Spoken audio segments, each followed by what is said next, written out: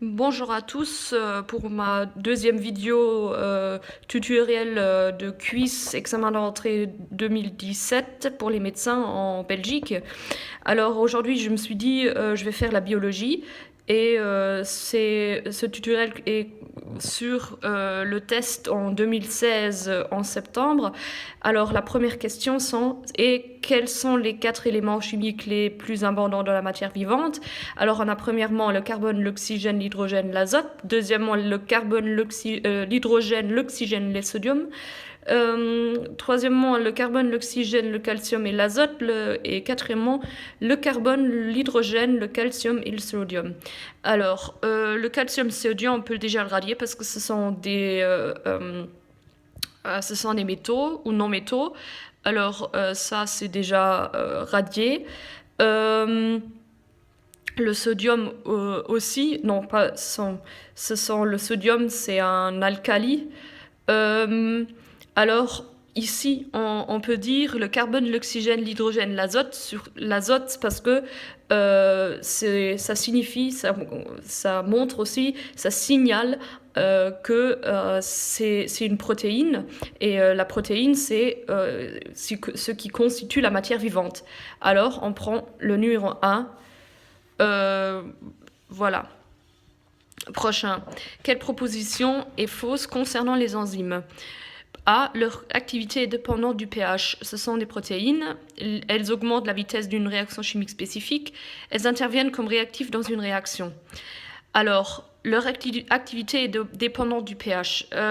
Ceci est faux parce que les enzymes, il y en a des enzymes qui ne sont pas dépendants du pH. Ceux qui sont dépendants du pH, ce sont ceux qui sont dans notre estomac, parce que notre estomac il est acide, et ceux qui sont près du pancréas, parce que la pancréas elle sécrète de la base parce que l'estomac il sécrète de l'acide pour neutraliser ceci. Alors par exemple dans notre côlon, il y a des enzymes qui ne sécrètent pas, il y a des enzymes qui ne sont pas dépendantes du pH, alors c'est faux. Ce sont des protéines, il y a des enzymes qui ne sont pas des protéines, alors c'est faux aussi. Elles augmentent la vitesse d'une réaction chimique spécifique. C'est pas toujours comme ça. La plupart des enzymes augmentent la vitesse d'une réaction chimique, mais pas tous.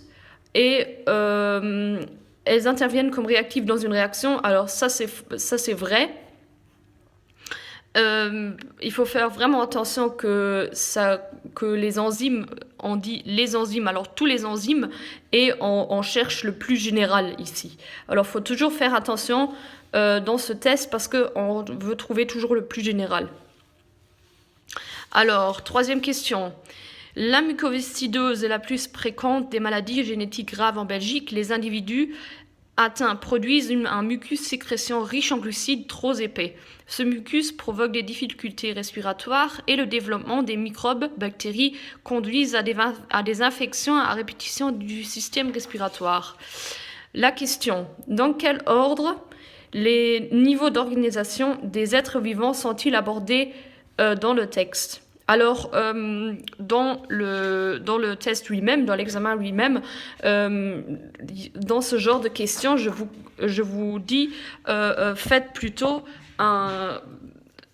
une échelle d'où parvient quel mot. Alors, on a premièrement individu ici. Alors, l'individu, c'est tout un système, c'est tout un organisme. Après, on a glucides, ça c'est une molécule. Voilà, et microbes. Voilà. Alors, avec ça, on peut déjà regarder les réponses. Organisme, tissu, molécule, on l'aura dit déjà parce que on a au début individu, c'est un organisme. Alors, soit ce sont un des deux. Et le deuxième mot, c'est glucides. les glucides, ce sont des molécules, alors c'est le numéro B. Maintenant, quatrième question. Après la synthèse, une protéine transite par plusieurs organites. Par quel organite une protéine destinée à être sécrétée ne transite-t-elle pas? Alors, c'est la vésicule de sécrétion. C'est ici déjà dans la question que c'est faux. L'appareil de Golgi, alors je vais faire une petite cellule comme ça. On a le noyau, on a le réticulum endoplasmique avec les petits... Voilà. On a l'appareil Golgi. Après ici, il y a le réticulum endoplasmique lisse, l'appareil Golgi et les vésicules de sécrétion. Alors, une molécule qui va être sécrétée passe par le réticulum endoplasmique rugueux. Alors ça, c'est déjà faux. Après, par le réticulum endoplasmique lisse, il va vers l'appareil Golgi. Alors ça, c'est faux aussi. Et il finit en vésicule de sécrétion pour atteindre la paroi de la cellule. Alors, la seule qui ne transite pas, c'est la mitochondrie. Et ici, c'est vrai. Alors, la prochaine question. Quelle proposition est correcte du sujet du virus?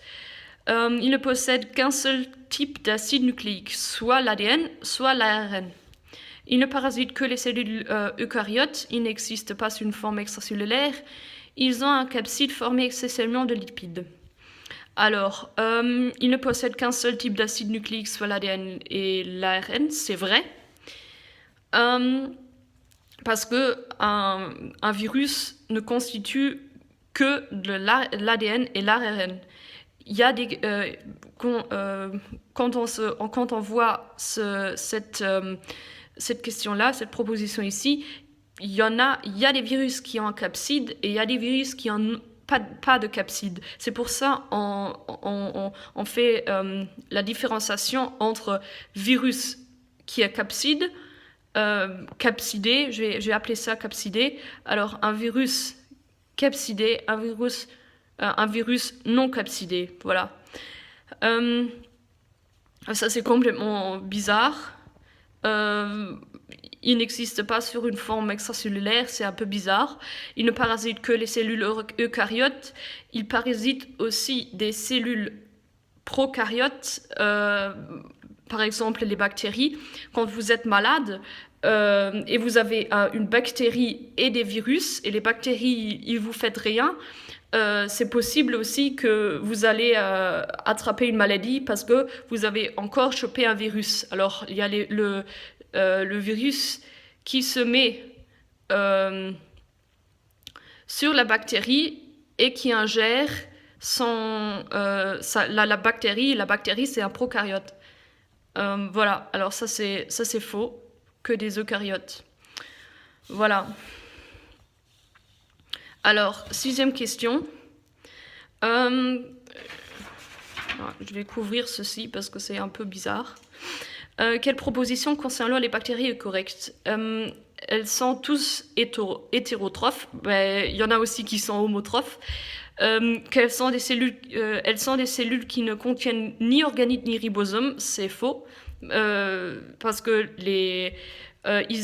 il y a des bactéries qui contiennent un nucléus, un noyau, et c'est déjà un organite. Elles ne sont pas nécessairement pathogènes, c'est vrai. Par exemple, on a plein de bactéries dans notre côlon qui ne sont pas pathogènes et qui font juste décomposer notre nourriture. Alors ça c'est vrai. Elles ont une membrane plasmique rigide appelée paroi. Pas tous. Il y en a aussi qui n'ont pas de membrane plasmique ou pas de membrane plasmique rigide. Voilà, faut faire attention au fait au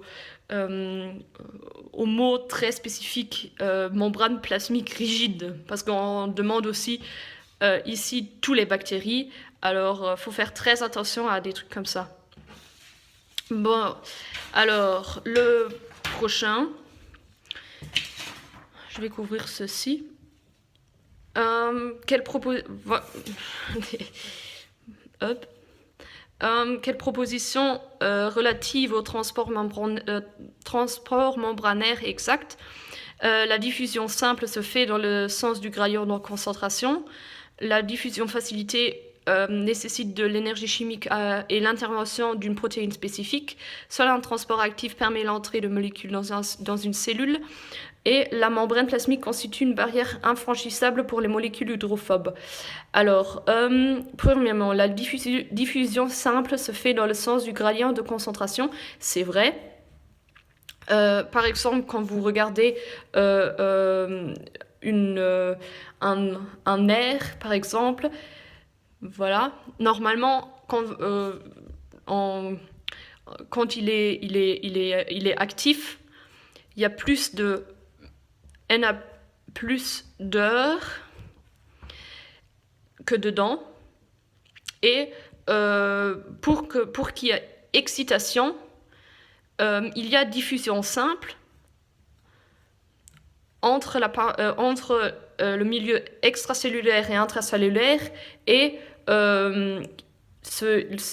il se fait, au fait, le sodium se diffuse, au fait, toujours dans le gradient de concentration.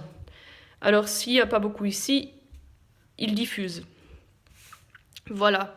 La diffusion facilitée nécessite de l'énergie chimique et l'intervention d'une protéine spécifique. Vous voyez déjà protéine spécifique, il y a quelque chose qui ne va pas là-dedans, alors c'est faux. Seul un transport actif permet l'entrée de molécules dans une cellule, c'est faux, parce qu'il y a aussi des molécules qui peuvent entrer dans la cellule par diffusion. Elles sont grandes, les molécules, mais il y en a aussi qui passent comme ça, par diffusion dans la cellule. Et la membrane plasmique constitue une barrière infranchissable pour les molécules hydrophobes. C'est faux, parce qu'il y a plein de molécules hydrophobes qui passent par la barrière. C'est pas parce que il y a aussi une tête hydrophile que la molécule ne puisse pas passer la membrane plasmique. Voilà. Alors, prochain.